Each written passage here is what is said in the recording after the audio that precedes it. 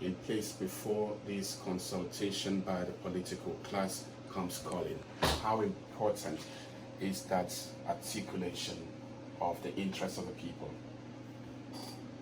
I think it's very important because we all agree that the government at all levels in Nigeria have not been very responsive to the needs and yearnings of the people.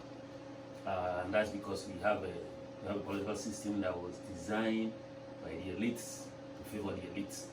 So as we go on in this democratization process, one of the ways we are going to deepen it is the level in which the people set the agenda for government. The level of participation, which goes beyond voting. So I think that every community has some enlightened people.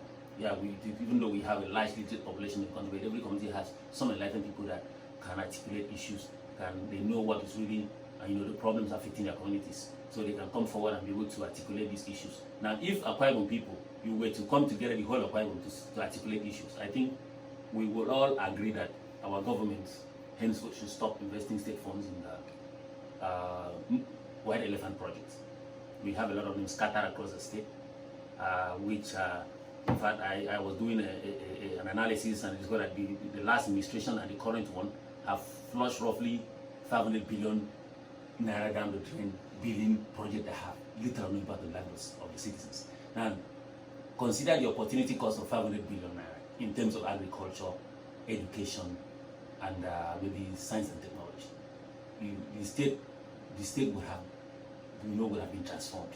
So we know them, the Tropicana, what is called Four Point by Sheraton Hotel, which that one strikes me as the worst kind of pork barrel investment. It was just an attempt to leapfrog the city of Ikorekwen.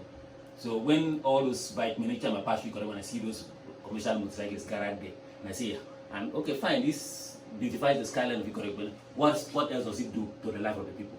Are they getting employment there? But if that one had been invested in cottage industry, for which Ikorekwen is well known for, things would have happened. So that is the agenda we set for government. Henceforth, government should stop investing in those kind of projects.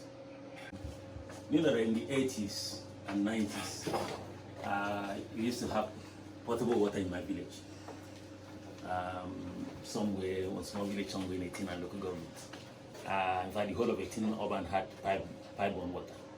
Now, today, let's say 30 years after, people in my village have gone back to the stream, except you can afford to sink a borehole. If that is not a retrogression, I don't know what it is. Now, is the provision of potable water beyond the capacity of the state government? If the government could do it 30 years ago, why can't government do it today?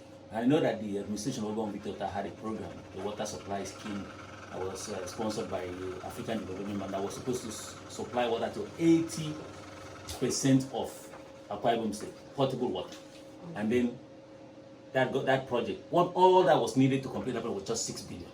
6 billion was needed to complete the ADB water project, and 80% of Akwa Ibom people will have potable water. And then the issue of typhoid fever that is so rampant will probably have been a thing of the past. And yet, the succeeding administrations have sunk over close to 500 billion naira on projects that we cannot evaluate their utility. So Akwa Ibom people should come together and say, look, stop doing big things that you want to use and raise the profile of your administration. We don't care about that. We want things that will affect us. Give us potable water. Today, if you want to build a house, maybe a 2-bedroom flat, 3-bedroom flat, you can't live comfortably instead you sink a borehole. And I sometimes I was even wondering if this will not even create an environmental problem in the future, the way we're sinking boreholes indiscriminately. So there are tangible things, send money in our schools. What we have today in this state is a 2-tier educational system, in which one for the rich and one for the poor.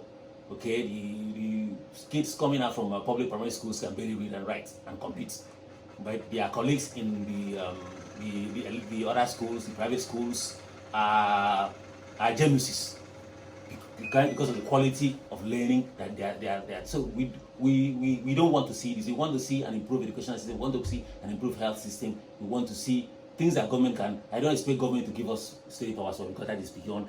I know the cost of it. Everything there is denominated in dollars. It's very expensive. But this is what I want. We can come together.